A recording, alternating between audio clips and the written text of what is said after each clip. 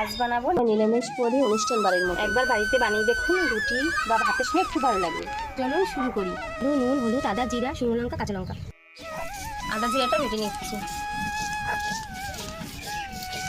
উনুনটা ধরে নিয়েছি, কড়াইতে চাপিয়ে দেবো।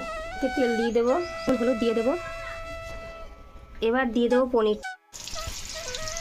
হয়ে গেছে, তুলে নেব। এবার আলুটা দিয়ে দেবো।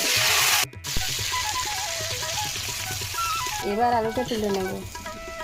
জিরে, শুকনো লঙ্কা দিয়ে এবার দিয়ে দেবো বাটা মশলাটা, হলুদ।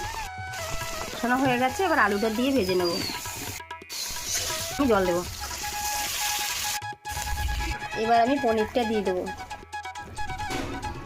এবার ঘি দিয়ে নামিয়ে নেব। লাগলে অবশ্যই জানাবেন, ভিডিওটা শেয়ার করবেন, লাইক করবেন, পাশে থাকবেন। নমস্কার।